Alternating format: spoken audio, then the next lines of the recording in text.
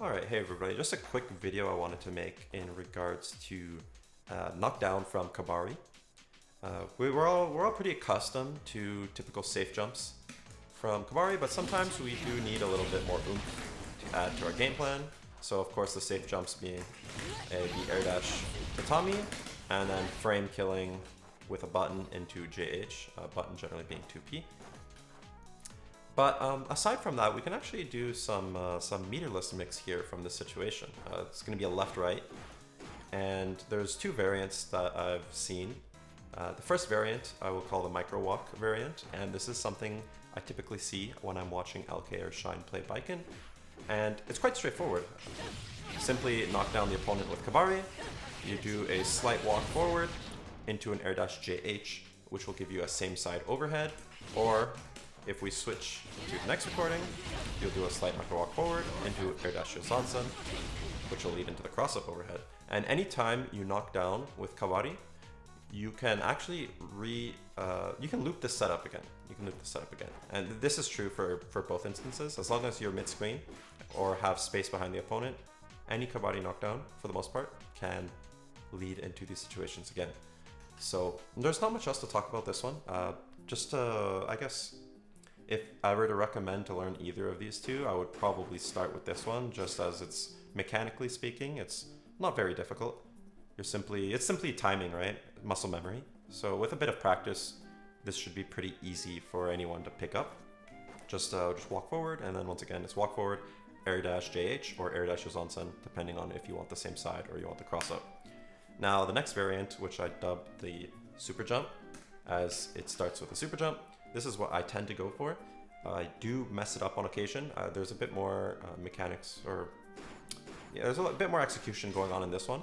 But the same side overhead from this setup can be quite a bit more devastating than the micro walk variant. And I'll show you here. So this is going to be the cross up first. But what you're doing is you're super jumping backwards. And then after the super jump, you're immediately inputting an air dash. You are FDing out of the air dash to alter Baiken's trajectory, and then you're going to do an immediate Yosansan, and this will get you a cross-up. However, if you delay your Yosansan, similar to her throw Oki concepts, you're actually going to get a same side instead of cross-up overhead, like that. And because you're getting a Yosansan starter, and you're low enough to the ground, you can actually pick up the opponent from the air, and airborne opponents end up being in the worst situation when it comes to Baiken's combo game. From an airborne opponent, you can pick up with 5k, you can pick up with close slash, and lots of the times this can lead to huge corner carry or even wall breaks, especially with JD. So that is why I do prefer this mix. But once again, there's a bit more executions going on, and I do honestly drop this quite a bit when I'm playing the game. Mainly it's the FD. Mainly it's the FD that's hard, because you can't do macro. You have to do P and K, and sometimes I mess up and get JP or get JK, and then you land, and sometimes people are mashing throw. You know how Strive is. So, but it's quite rewarding. And once again, both these variants do loop into the exact same situation. So, whichever you're going for, you're gonna get a pretty decent mix. You're gonna be able to have people on edge more instead of just blocking the safe jump. And once again, I do want to say this is especially powerful for Baiken without meter, just because this is putting more threat to your pressure or on your knockdown situation. And once it's blocked, you're still in advantage, right? So you get to run your typical strike throw scenarios with Baiken afterwards. But if your opponent does not block the mix, then well, actually, I have a recording for this. I'll show you. So we're gonna see why this is so good. I recorded Baiken to do a quick combo into Kabari, and then after the Kabari, she's gonna do the mix, and I'm just gonna have Kai getting hit. Let me see. We have to do catch alt guard, and I'm gonna press play here, and you're gonna watch what happens. Oh, my bad. Let me.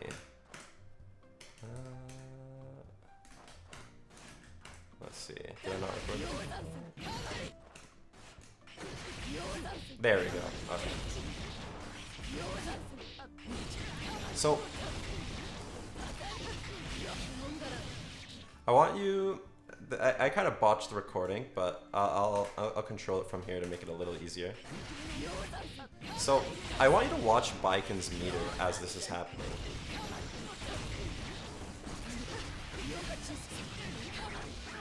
If you noticed, from the one combo into the mix, Baiken was able to generate 50 meter and put herself in a position to do a safe jump into your 50-50, your high-low, with Yozansen or with 2D or 2H, depending on what you'd like to do. Now, versus a lot of characters in this game, and note that Kai does have average health, so he's about the middle of the pack, you can honestly 3-touch a huge portion of the cast by doing this. You get your one opening in neutral, whether it's a counter hit far slash, or whether it's a 2k or a 5k. You lead into your Kabari knockdown, and from here, if they get opened up, the combo from the Kabari, post-Kabari mix, so the left-right, will net you that 50 meter on the safe jump, or during the combo itself, depending on the situation. And then from there, your opponent has to guess one more time, and that can be game. A large majority of the time, that can just be game right then and there, especially with FRC. What's important to note is with FRC, you're conserving, part of the meter you use, because what happens now is, or sorry, not now, but from the previous patch, whenever you spend RC, instead of instantly losing 50 meter is drained from your bar, correct? So when you cancel that, you stop the draining. So generally, at fastest, you can conserve around 24% meter. And then from there, the tether combos tend to last long enough that you start building meter near the end of the combos. And as you saw there, I'll actually show it one more time. Baiken's able to actually start building meter for super. So right here, you block the safe jump, you have 50, you spend it, you FRC, and then you start building meter again. And in this case, since we were only at 50, we didn't get quite enough. But when you start having a bit more because of movement and neutral played beforehand, you can easily start breaking walls with super doing these tether combos. And I'll actually showcase that just one more time. I'll just play the recording one more time before I get to my last point and end the recording here. But if we put Baiken, say, at 25% meter, right? So you're playing neutral, you're dashing in, you're air dashing, you're moving around, you're gaining meter for having the opponent block attacks and what have you. Oh, I put that on the wrong character. Here we go. So, with around 25% meter now, let's see how much meter we build and the situation afterwards. Alright, you see how much meter we have now? And you're gonna see by the end of this, we have 50. And if we go into super right here, that is definitely gonna net us a kill. So that's something I want a lot of Baiken players actually to think about more often now, is when you spend your meter, how much meter do you currently have, and are you using it with are you using the fast Roman cancel? Because lots of the time our Yozansen conversions can be done with a fast Roman cancel, and if we do have some meter already gained, it's quite easy to get these scenarios where we do a fast RC conversion and then we wall break with super, and from there, you get your hard knockdown. If it's a character without a DP, you can air dash JH to jail them, and honestly from there it's all gravy, right? You have positive bonus, you're getting meter super fast, you're gonna have Yozansen online, you have a plus, our close slash is +1 on block now. So we have a lot of ways to repressure and get that meter with the positive bonus to mix one more time, and that's generally all it takes, if they haven't died already, mind you. So one final thing I do want to show, just so that information is out there. When Baiken is doing left-right scenarios, and this goes for the throw Oki as well, characters with a DP can actually option select to block one side and DP the other side. And how that works is, now with a DP, you have your input, which is generally 6-2-3, or Leo, it's a charge, flash kick, 2, you hold 2, and then press up, and H or S.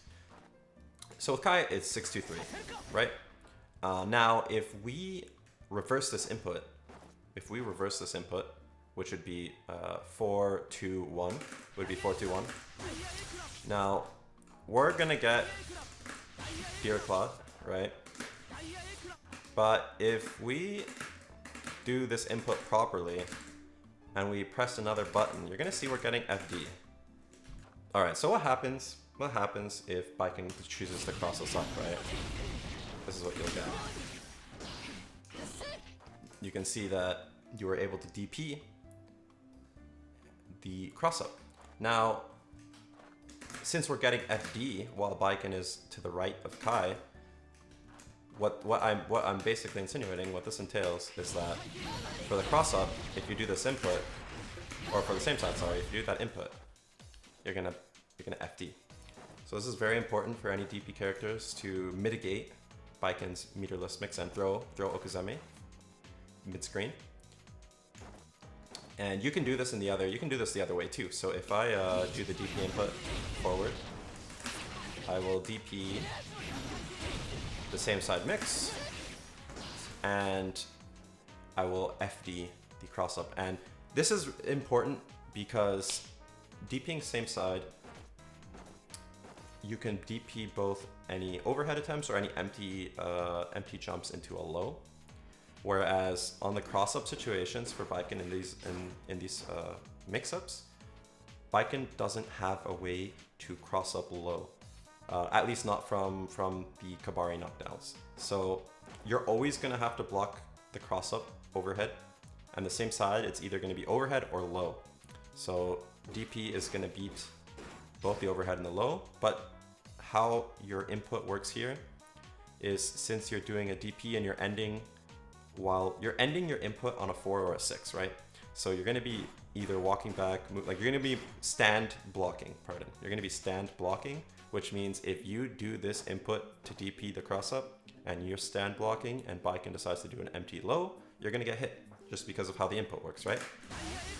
Like this. So what I would recommend to DP havers is if you're going to do this OS, you're gonna do your regular DP input with your second button to get FD, and you'll DP the same side mixes and just block the cross up mixes, and that way you don't have to worry about empty low blowing up your OS when you're DPing the cross up instead. I hope that makes sense. There's a lot of shorthand terminologies for fighting game stuff, but I wanted to add that in there just for anybody who might watch this and is the Kai, Soul, Chip, what have you player, and they have a meterless DP they'd like to make use of. And yeah, that's how you'd use it. And if you're Baiken and you are dealing with people using this and you don't know how to stop it, well, once again, that's why safe jump is so important, right?